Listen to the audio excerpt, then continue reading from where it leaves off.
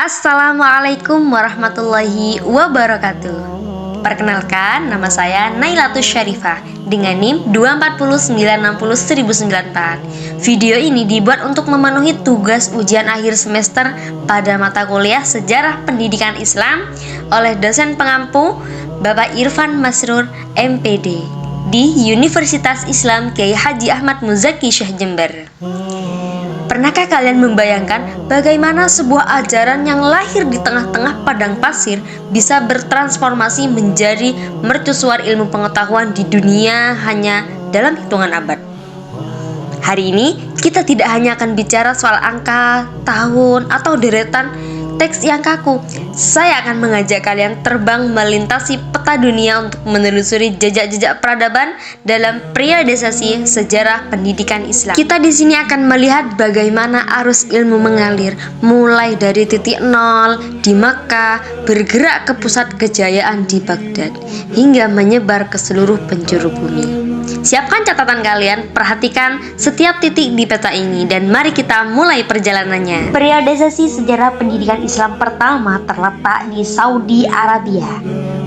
Periode pembinaan peletakan dasar tahun 610 Masehi hingga 632 Masehi masa Nabi Muhammad SAW. Kendaraan pada saat itu ada unta dan kuda. Arab Saudi adalah titik nol di Makkah. Pendidikan berfokus pada tauhid mental dan spiritual, sementara di Madinah berfokus pada pembentukan masyarakat dan hukum. Ini adalah pondasi kurikulum Islam di mana Al-Quran dan Sunnah menjadi sumber tunggal pengetahuan. Selanjutnya beranjak ke Suriah atau Damaskus. Periode pertumbuhan dan kodifikasi tahun 661 Masehi hingga 750 Masehi dinasti Umayyah. Pusat kekuasaan berpindah ke Suriah. Di sini Islam bersentuhan dengan budaya Bizantium. Pendidikan mulai keluar dari masjid menuju kutab atau sekolah dasar. Masa ini ditandai dengan kodifikasi pembukuan, hadis, dan ilmu bahasa Arab agar ajaran Islam tetap terjaga saat menyebarkan ke bangsa non-Arab. Selanjutnya dari Baghdad, Irak, periode kejayaan The Golden Age tahun 750 Masehi hingga 1258 Masehi dinasti Abbasiyah. Baghdad menjadi pusat intelektual dunia. Didirikannya Baitul Hikmah, rumah kebijaksanaan untuk menerjemahkan karya Yunani, Persia, dan India. Pendidikan Islam mencapai puncaknya, ilmu agama, fikih, dan tafsir, bersinergi dengan ilmu umum, kedokteran, astronomi, matematika. Selanjutnya beranjak ke India bagian utara. Periode ekspansi ke timur, tahun abad ke-11 hingga 16 Masehi, masa Sultan Mahmud Ghazni hingga Mughal. Ilmu pengetahuan dari Baghdad dibawa oleh para ulama dan tentara ke India. Kota-kota seperti Delhi menjadi pusat madrasah baru. Pendidikan Islam mulai beradaptasi dengan budaya lokal yang sangat kental dan tradisi, filsafat, dan mistisisme, sufisme. Selanjutnya beranjak ke Gujarat, India bagian barat. Periode transisi dan persiapan maritim tahun abad ke-13 hingga 15 Masehi. Gujarat adalah pelabuhan dagang internasional para ulama.